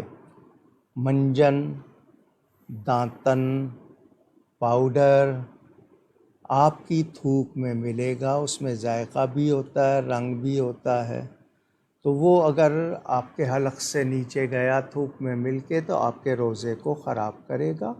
روزے کی حالت میں مسواک کریں، ٹوتھ برش منجن نہ کریں۔ اگلا سوال محمد شفیع صاحب کا، روزے میں خون کا ٹیسٹ کروانا یہ کیسا ہے؟ آپ کو کمزوری اگر ہوتی ہے، آپ کو ڈر ہے کہ جی وہ خون لیں گے تو آپ کو کمزوری ہوگی، تو آپ نہیں، ورنہ یہ کہ ٹیسٹ کے لیے خون دے سکتے ہیں۔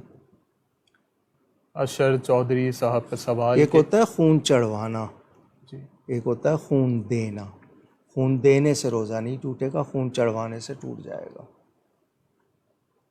اشر چودھری صاحب کا سوال کہ تراویح میں 4 رکعت کے بعد کون سی دعا پڑھی جائے؟ اکثر مساجد میں تراویح کی دعا پڑھی جاتی ہے، تو کیا وہ پڑھنا بہتر ہے؟ کیونکہ کچھ لوگ کہتے ہیں کہ یہ ثابت نہیں ہے کہیں سے بھی۔ جی، وہ 4 رکعت کے بعد اتنی دیر بیٹھنا جتنا ٹائم 4 رکعت میں لگا، اس کو ترویحہ کہتے ہیں۔ اس میں تسبیح پڑھنا، تسبیح کا مطلب اللہ کی پاکی بیان کرنا۔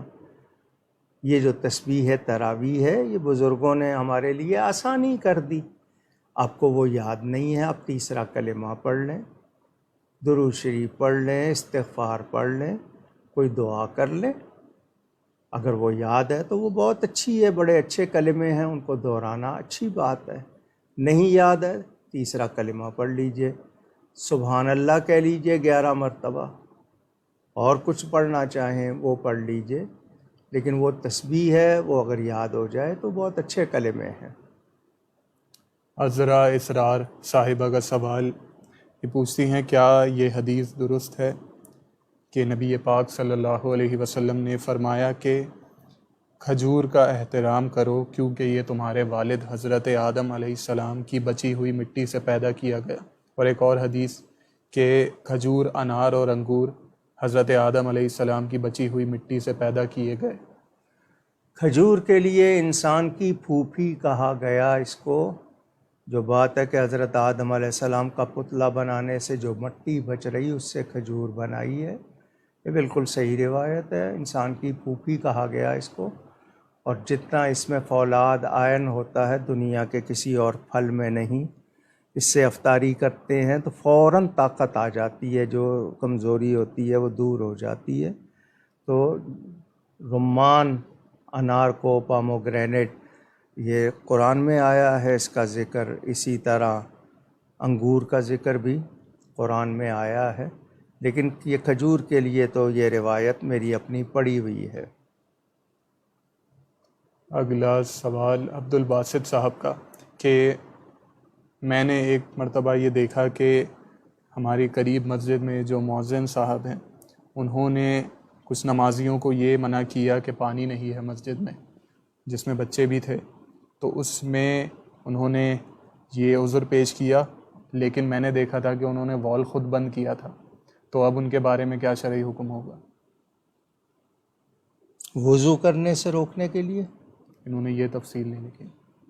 اگر مسجد کے پانی کا کوئی مسئلہ کہ وہاں پر جو مقیم ہیں کمیٹی نے دیکھا اور پانی کی سپلائی جو آب رسانی ہے اس میں کوئی مشکلات، اس علاقے میں دشواری، تو ان کو چاہیے تھا کہ بتا دیتے کہ پانی صرف ضرورت کے لیے ہے، باقی نہیں ہے، لیکن بلا شرعی وجہ کے بند کرنا غلط ہے۔ ان کا اگلا سوال کہ فاتحہ خوانی اور ایصال ثواب کرنے کا طریقہ بتا دیجیے۔ آپ کلام الہی میں سے کچھ پڑھیں، سورہ فاتحہ، سورہ اخلاص، سورہ فاتحہ 1 مرتبہ، سورہ اخلاص 3 مرتبہ یا 11 مرتبہ پڑھیں، دعا کریں، ایصال ثواب کریں، آسان ہے۔ کچھ کھانا ہے تو کھانا کھلائیں کسی کو، کپڑا دینا ہے کپڑا دیں، نقدی دینی ہے، یہ سب ایصال ثواب کے طریقے ہیں۔ کسی کی مدد کر دیں، اور وہ جس کو ایصال ثواب کرنا ہو اس کی نیت سے کر دیں۔ ابھی کسی نے پوچھا تھا نا، وفات پائے ہوئے لوگوں کی طرف سے فطرانہ نہیں دینا ہے، ان پر فطرانہ نہیں ہے، ہاں ان کی طرف سے آپ صدقہ دے دیں، ایصال ثواب کے لیے پیسے دے دیں۔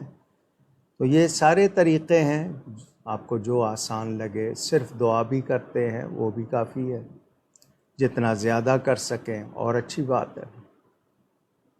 شکیلہ فیاض صاحبہ کا سوال کہ مسواک کرتے وقت اکثر سفرادی کیفیت طاری ہوتی ہے، تو کیا کوئی ایسے خاص درخت کی مسواک ہمیں کرنی چاہیے جس سے یہ کیفیت طاری نہ ہو؟ جی، وہ طاری ہونے کی وجہ آپ کا طریقہ استعمال آپ تیزی سے کریں یا یہ کہ اس کا لعاب زیادہ بنا لیں تو ہوتا ہے، ورنہ نہیں۔ آپ اس کو نرم حصہ تر کر کے دانتوں پہ پھیریں آرام آرام سے، لیکن آپ لعاب بنائیں گے تو سفرادی کیفیت ہو جاتی ہے، تو لعاب زیادہ نہ بنائیں، بس صفائی کریں، کلی کر لیں۔ تو کیکر کی ہے، یہ پیلو کہتے ہیں، اس کے علاوہ کسی بھی نرم ٹہنی سے آپ کر سکتے ہیں۔ وقاص مصطفیٰ قادری صاحب کا سوال کہ اگر ہم کوئی چیز خریدیں جو کہ کیش پر 250 کی ہو لیکن ادھار پر وہ 270 کی ملے، تو کیا وہ چیز اس طرح خریدنا درست ہے؟ درست ہے۔ اگلا سوال کہ عمارہ حسن صاحبہ کا، وہ پوچھتی ہیں کہ کچھ خواتین کو دیکھا ہے کہ وہ مردوں کی طرح نماز پڑھتی ہیں، اور وہ کہتی ہیں کہ مرد اور خواتین کے نماز کے طریقے میں کوئی فرق نہیں، سمجھانے پر بھی نہیں سمجھتی، اب ان کو کس طرح سمجھایا جائے؟ جو کہتی ہیں کوئی فرق نہیں ہے تو لازمی بات ہے ان کو ثبوت دینا ہوگا، وہ ہمیں دکھائیں کہاں ہے کہ فرق نہیں ہے۔ عورت کو سمٹ کر ادا کرنے کا حکم ہے، مرد کو جس طرح وہ آسانی سے ادا کرتا ہے۔ تو جب فرق رکھا ہے اور جس کی نماز پڑھ رہے ہو اس رب تعالیٰ کی بارگاہ میں جس طرح پیش ہونا چاہیے اس کا آپ کو خیال نہیں ہے، تو پھر وہ نماز کائے کی ہے؟ نبی کریم صلی اللہ علیہ وآلہ وسلم سے جتنا امت کو ملا ہے اس میں جو تاکید کی گئی ہے، جس رب کی عبادت، جس رسول کے کہنے پر عبادت، تو ان کی تعلیمات سے ہٹ کر کریں گے تو پھر کیا فائدہ ہوگا؟ تو وہ خاتون اگر نہیں جانتی ہیں تو وہ سمجھیں، ان کے لیے عورت ہے ہی چھپانے کی چیز، تو اس کے لیے جو طریقہ رکھا گیا اس کی وضاقتہ اس کے خیال کے مطلب اس کے لحاظ کے مطابق کیا گیا ہے، تو وہ معلومات اس کے سامنے رکھی جائیں۔ نہیں کرتی ہے اس کی مرضی، وہ خود ذمہ دار ہے۔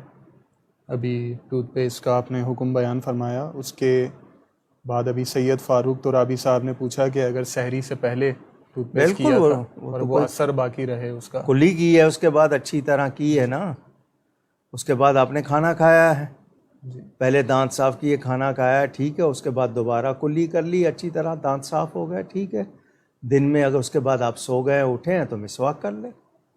وہ ذائقہ جو باقی رہے اس کا کب رہا؟ جب اچھی طرح پانی اس کا کر لیا تو کہاں رہا؟ اگلا سوال ریحان شیخ صاحب کا، طلاق کا حق تفویض کرنے کے کیا احکام ہیں اور موجودہ دور کے حوالے سے آپ کی اس بارے میں کیا رائے ہے؟ جی، میں لوگوں کا حال دیکھ کر پریشان ہوں۔ لوگ طبیعت کے مطابق شریعت کو بنانے میں لگے ہوئے، اپنی طبیعت کو شریعت کے مطابق نہیں بنا رہے، اپنی سہولت کو دیکھ کے کہ جو مجھے صحیح لگتا ہے بس وہ کر لو۔ طلاق کا حق مرد کے لیے ہے، اللہ نے مرد کو یہ حق دیا ہے۔ کوئی ایسی مجبوری ہو اس وقت عورت کو دیا جائے، لیکن جب حق مرد کا ہے مرد کے پاس ہی رہنا چاہیے، یہی میری رائے ہے۔ ام شہباز صاحبہ آپ نے زکوٰۃ کے حوالے سے پوچھا، گزشتہ نشست میں علامہ صاحب نے اس پر مفصل کلام فرمایا تھا، آج بھی کچھ سوالات کے جواب میں اس پر بیان فرمایا تھا، آپ اس میں اور آج کے سوالات میں تلاش کر لیجئے، انشاءاللہ آپ کو اپنا جواب مل جائے گا ان میں۔ اگلا سوال عبد الکریم عبید صاحب کا کہ رنگ ٹون میں نعت یا پھر قرآن پاک کی تلاوت رکھنے کا کیا شرعی حکم ہے؟ کلام الہی تو بالکل نہیں رکھنا چاہیے، کیونکہ گھنٹی بجے گی تو آپ کہاں ہیں کہاں نہیں ہیں، آپ فوراً اس کو کاٹیں گے۔ تو کوئی مصرع ایسا ہے نعت کا جو جس میں کوئی ایسے الفاظ نہیں کہ وہ کٹے تو مسئلہ ہو، وہ رکھ سکتے ہیں۔ باقی یہ کہ قرآنی آیات نہیں ہونی چاہیے۔ اذان اگر رکھی ہے تو حی علی الصلاۃ یا حی علی الفلاح یہ رکھ لیں، لیکن باقی کلمے نہ رکھیں۔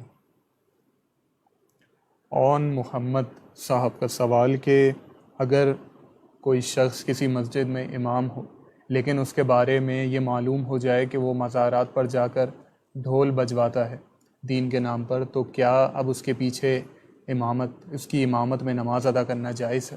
دیکھیں، اتنی بات سے وہ نااہل نہیں ہو رہا، لیکن یہ کہ ڈھول بجانے کا مطلب کیا وہ کاروباری ہے، پروفیشنل ہے، خود لے جاتا ہے، کرتا ہے، کسی ایک جگہ جاتا ہے یا اس کا معمول ہے، تو اس کو روکا جائے گا۔ لیکن صرف ڈھول بجانے کی وجہ سے، ہاں اگر وہ خود وہ ڈھول کیا ہے، ڈھول بجاتا ہے اور جا کر اس کے پیسے وغیرہ لیتا ہے، تو اس کو پھر کہا جائے گا کہ یہ ایک میں سے ایک چیز چھوڑ دو، یا امامت چھوڑ دو یا یہ کام چھوڑ دو۔ لیکن یہ کہ ایک یہ عمل کی برائی ہوتی ہے، ایک عقیدے کی برائی۔ عقیدے کی برائی میں تو گنجائش ختم ہو جاتی ہے، اب عمل میں ہے تو اس کے بعد اس کو سمجھایا جائے گا پہلے۔ اگلا سوال محمد عمر صاحب کا، وہ پوچھتے ہیں کہ مجھ سے ایک غیر مسلم نے یہ سوال کیا کہ اسلام میں موسیقی حرام کیوں ہے؟ ایک موسیقی قدرتی ہوتی ہے، پرندے کی بولی میں، ہوا کی سرسراہٹ میں، اور پانی کی آواز میں۔ یہ قدرتی چیزیں ہیں۔ انسان کے اندر خوشگلوئی ہے، اچھی آواز ہے، یہ قدرتی ہے۔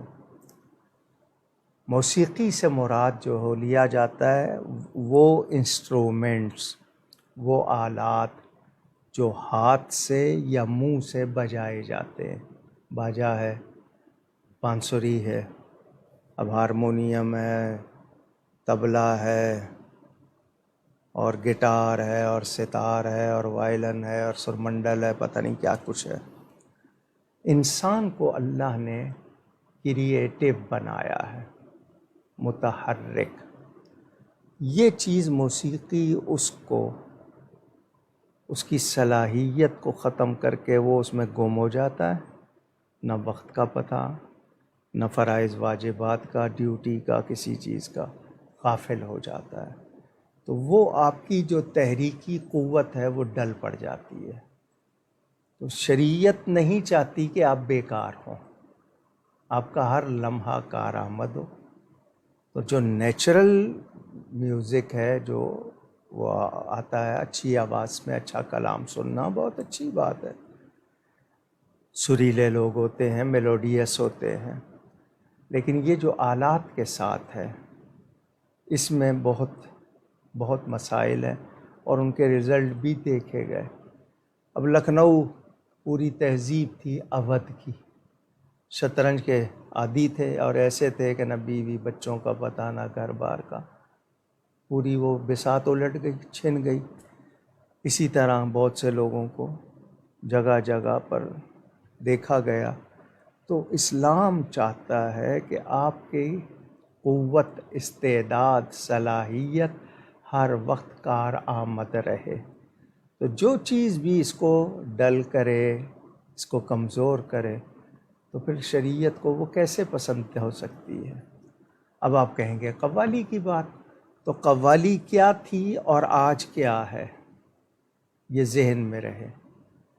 اچھے افراد سے اچھا کلام، جن کی آواز اچھی اور کلام بھی اچھا، ادب کے ساتھ سننا، آداب کے ساتھ، سنانے والے بھی سننے والے بھی آداب سے واقف ہوں، وہ تھی قوالی۔ اب یہ جو سڑکوں پہ ہو رہی ہے یہ تو کوئی قوالی نہیں ہے، کیا کیا حلیے بنائے ہوئے ہیں، اور وضو ہے یا نہیں ہے، اور جس طرح کا مجمع ہے، ایک ہڑبونگ، تو وہ چیز تو نہیں ہے۔ تو موسیقی کے بارے میں یاد رہے کہ ایک تو نیچرل ہے، قدرتی آوازیں ہیں، اور ایک یہ کہ آلات کی وجہ سے جو بجائے جاتے ہیں، تو اس میں صرف یہ کہ شادی کے موقع پر ڈھول کی اجازت ہے، یا بچیاں ہیں کوئی وہ اسی طرح وہ کسی برتن پہ چمچہ رکھ کے بجا لیتی ہیں، چلو بھئی خوشی کا موقع کبھی کر لیا. لیکن یہ کہ یہ باقی جتنے ہیں موسیقی کے سلسلے وہ اسلام نے اسی لیے نہیں رکھے کہ آپ کی اصلی قوت جو ہے، آپ کی ایکٹیونیس جو ہے وہ برقرار رہے، آپ کریٹیو رہیں. یہ نہ ہو کہ آپ ڈل پڑے اور وہی حال ہو گیا ہے ہمارا. عائشہ معراج صاحبہ، آپ نے زکوٰۃ کی شرح اور اس کے نصاب کے حوالے سے پوچھا. گزشتہ نشست کے ابتدائی سوالات میں علامہ صاحب نے اس کا مفصل جواب دیا تھا، اب اس میں تلاش کر لیجئے. اگلا سوال سلطان محمد صاحب کا، کہ آپ کے ایک بیان میں سنا تھا کہ امامت قائم ہونے کے لیے اور وہ جماعت قائم ہونے کے لیے مقتدی اور امام کا عقیدہ ایک ہونا چاہیے. اگر وہ ایک نہ ہو، اس طرح کہ امام تو صحیح العقیدہ ہو لیکن مقتدی کا عقیدہ درست نہ ہو، تو کیا اب اس کی اقتداء میں اس کی نماز ہو جائے گی؟ اگر وہ صحیح العقیدہ ہے ہی نہیں تو اس کی نماز کہاں ہے، بھلے کسی کے پیچھے بھی ہو. جب اس کا عقیدہ ہی درست نہیں ہے تو نماز کیسے قائم ہوگی؟ جب قائم وہ پڑھے نہ پڑھے، اس کا عقیدہ درست نہیں ہے تو امام کا نہیں ہے تو پھر تو سب گئے نا. اس لیے ہم کہہ رہے ہیں کہ غلط کو امام نہ بنائیں. لیکن پیچھے کوئی کھڑا ہے، اس کا عقیدہ درست نہیں ہے، اس کو اپنے عقیدے پہ غور کرنا چاہیے. ایمن صاحب کا سوال کہ کیا جو ماہانہ ایام میں روزے چھوڑنے کی جو رخصت ہے وہ قرآن پاک سے ثابت ہے یا احادیث مبارکہ سے؟ قرآن سے بھی ثابت ہے، حدیث سے بھی ثابت ہے. اگلا سوال آصف علی صدیقی صاحب کا، بچے اگر والدین سے بدتمیزی کریں تو اب والدین کو کیا کرنا چاہیے اور کس حد تک سختی کی اجازت ہے؟ پہلے بگاڑا کیوں ہے، والدین یہ بتائیں. تربیت صحیح کیوں نہیں کی ابتدا سے؟ اب اگر وہ بدتمیز ہو گئے ہیں تو آپ کے اپنے ہی، آپ ہی اس کی وجہ بنے ہیں نا، آپ ہی نے اس کا صحیح ان کی تربیت نہیں کی ہے. تو واضح رہے کہ آپ پیار سے درست کرنے کی کوشش کریں جہاں تک آپ سے ہو سکے آسانی سے.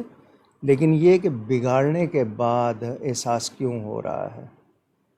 ہم لوگ ادارے میں جائیں اس کے رولز سیکھ لیتے ہیں، کمپنی میں جائیں ان کے رولز سیکھ لیتے ہیں، دین کی باتیں سیکھنا ہی نہیں چاہتے. بچوں کے کیا حقوق ہیں جاننا ہی نہیں چاہتے. یہ کب تک ہوگا ایسا؟ ہم خود اپنی نسل کو بگاڑ رہے ہیں. اصل کمائی ہماری اولاد ہے، پیسے تو نہیں ہیں، لیکن بس اتنے مگن رہے کہ بچوں کو ٹائم نہیں دیا، ان کو کوئی تربیت نہیں دی. اب بھی کیا ہو رہا ہے، ٹیلی فون لے دیا، اس میں کیا دیکھ رہے ہیں، کیا ہو رہا ہے، آپ کے پاس ٹائم ہی نہیں ہے. وہ بچے کو آپ ٹیلی فون نہیں دیتے ہیں، وہ روتا ہے تو آپ کہتے ہیں ٹھیک ہے نہیں جی دے دو، لگا رہے اپنے کام میں، ہمیں تنگ نہ کرے. تو آپ اپنی سہولتیں دیکھ کر بگاڑ چکے، اور پیار سے کوشش کیجئے، اللہ تعالیٰ سے دعا کیجئے. یہ آج کا آخری سوال. انشاءاللہ جو سوالات رہ جائیں گے وہ اگلی نشست میں ابتدا میں لے لیے جائیں گے. آپ لوگ اپنے سوالات اسی لائیو اسٹریم کے کامنٹ سیکشن میں لکھ سکتے ہیں. اگر لائیو اسٹریم ختم بھی ہو جائے تب بھی آپ لکھ دیجئے، اگلی نشست سے پہلے آپ کے سوالات شامل کر لیے جائیں گے، یا پھر واٹس ایپ اور پیج ان باکس کی سہولت آپ کے پاس موجود ہے. آپ اگلی نشست سے پہلے وہاں اپنے سوالات جمع کروا سکتے ہیں. اپنا نام اور اپنے شہر کو مینشن کرنا نہ بھولیے گا، کیونکہ بے نامی سوال شامل نہیں کیے جاتے، یہ ایک اصول ہے اس نشست کا، تو آپ اس کا خیال رکھیے. اور آپ لوگ، ہماری پوری کوشش رہتی ہے کہ زیادہ سے زیادہ سوالات علامہ صاحب تک پہنچائیں، لیکن وقت کی کمی کی وجہ سے کبھی کبھار کچھ سوالات رہ بھی جاتے ہیں. لیکن واٹس ایپ کے تھرو اگر آپ چاہتے ہیں کہ آپ کا سوال یقینی طور پر ہم تک پہنچ جائے تو آپ واٹس ایپ کے تھرو بھیج سکتے ہیں، اور پیج ان باکس کی سہولت جیسا کہ میں نے پہلے آپ کو بتایا. تجمل انصاری صاحب کا سوال کہ کیا یہ بات درست ہے کہ کعبہ معظمہ کے اوپر سے کوئی پرندہ نہیں گزر سکتا؟ میں فوٹو دکھا دوں اس کے کعبے کی چھت پہ پرندے بیٹھے ہوئے؟ گوگل میں خود دیکھ لیں ورنہ میں دکھا دیتا ہوں. وہ ایک شعر کی وجہ سے اکثر وہ کنفیوز ہو جاتے ہیں نا ہو لوگ. جائیں وہ اس کا شعر کوئی قرآن حدیث کی وہ ترجمہ نہیں ہے کیا؟ میرے پاس فوٹو موجود ہیں چھت پہ پرندے بیٹھے ہوئے. ہم ان تمام افراد کا شکریہ ادا کرتے ہیں جنہوں نے اپنے سوالات ہم تک بھیجے، یا وہ جنہوں نے اپنے تعریفی کلمات سے ہمیں نوازا، جن میں علی حیدر صاحب، صداقت علی صاحب، عاصم علی صاحب، اصغر شیخ صاحب، عبد الباسط صاحب، حمزہ عباسی صاحب، ناصر خان صاحب، خلیل محمد صاحب، خاور عباسی صاحب، خاقان حیدر صاحب، اشرف خان صاحب، خضر خالد صاحب، اون محمد صاحب، غلام مصطفیٰ صاحب، شیخ عمران صاحب، فوزیہ عبد القادر صاحبہ، محمد گلزار صاحب، زبیر اتاری صاحب، شہریار صاحب، مرزا منظور صاحب، سائمہ شیخ صاحبہ، عزیر عالم صاحب، غلام عباس صاحب، عبد الرحیم صاحب، سید علی صاحب، کومل خان صاحبہ، نوید اقبال صاحب، حماد علی صاحب، قادری جنید صاحب، مہوش خان صاحبہ، صہیبہ منصور صاحبہ، اعجاز سندھی صاحب، محمد حسین صاحب، فدا حسین صاحب، اکرام شریف صاحب، ام مصطفیٰ صاحبہ، عبد الباسط صاحب، آصف فاروقی صاحب، لائبہ کھتری صاحبہ، خضر خالد صاحب، کبریٰ اویسیہ صاحبہ، مرزا شہزاد صاحب، عمران شیخ صاحب، عبد القادر صاحب، وقاص مصطفیٰ صاحب، غلام سرور صاحب، محمد عاطف صاحب، شہزاد علی صاحب، علی شاہ صاحب، اعجاز عالم صاحب، نادیہ شاہین صاحبہ، محمد جنید صاحب، شاہد رضا صاحب، عبد المجید صاحب، صدیق احمد صاحب، چودھری وقاص صاحب، اشرف صاحب، رحمان صاحب، شکیلہ فیاض صاحبہ، علی حسن صاحب، محمد ایوب صاحب، صائب الرحمان صاحب، اظہار شہزاد صاحب، برہان خان صاحب، راؤ عبداللہ صاحب، عبد القادر صاحب، امین خان صاحب، سید فاروق صاحب، جلال احمد صاحب، محمد افتخار صاحب، خورشید رضا صاحب، محمد شفیع صاحب، عذرا اسرار صاحبہ، احسن علی صاحب، علی نورانی صاحب، عمارہ حسن صاحبہ، ایاز احمد صاحب، امرین اسلم صاحبہ، عائشہ معراج صاحبہ، ریحان شیخ صاحب، عبد الکریم صاحب، سلطان محمد صاحب، ایمن ساہتو صاحبہ، آصف علی صدیقی صاحب، مختار احمد صاحب، اور تجمل انصاری صاحب، اور جن جن کے نام شامل نہ ہو سکے ہم ان سے معذرت چاہتے ہیں. آپ ہمارے لیے دعا کیجیے گا، ہم آپ کے لیے دعا گو رہیں گے. آپ کو کل بھی کہا تھا، ایک بار پھر جامعہ مسجد گلزار حبیب اور جامعہ اسلامیہ گلزار حبیب سے ماہ رمضان میں خصوصی تعاون جاری رکھیے گا. یہ میڈیا ٹیم جو کیمرہ اور لینز لینا چاہتی ہے، اس کے لیے آپ ان کو عطیات دے سکیں تو بینک اکاؤنٹ کی تفصیل یہ اسکرین پر آپ کو دکھا دیں گے. ان سے تعاون ہو سکے تو ضرور کیجیے گا. اور ٹیلی ویژن کے لیے میں نے صرف جیو ٹی وی کو 30 پروگرام دیے ہیں قصص الانبیاء. وہ روزانہ شام کو 5:30 بجے جیو پہ ٹیلی کاسٹ کرتے ہیں. کچھ کا میں نے سنا ہے وہ پرانی کچھ ریکارڈنگز چلا رہے ہیں. یوٹیوب چینل میں حافظ طاہر صاحب کے چینل میں افطاری کے ٹائم بیٹھتا ہوں. عمران شیخ اتاری صاحب کچھ ریکارڈنگز کر کے لے گئے، وہ بھی کسی وقت چلاتے ہوں گے. تو یہ اس سال میں کسی لائیو ٹرانسمیشن میں پورا مہینہ نہیں بیٹھ رہا. باقی یہ ترتیب آپ کو بتا دی تھی کہ منگل بدھ جمعرات 3 دن یہ آپ کے ساتھ میڈیا پر نشست ہوگی. ہفتہ اتوار پیر 3 دن جامعہ مسجد گلزار حبیب میں نماز تراویح کے بعد درس ہوگا. گفتگو میں مجھ سے کہیں کوئی غلطی ہوئی ہو اللہ تعالیٰ اس کے رسول صلی اللہ علیہ وسلم کی بارگاہ میں توبہ کرتا ہوں۔ آپ سب کا بہت شکریہ۔ نیکی کیجیے، نیکی پھیلائیے۔ السلام علیکم ورحمۃ اللہ وبرکاتہ۔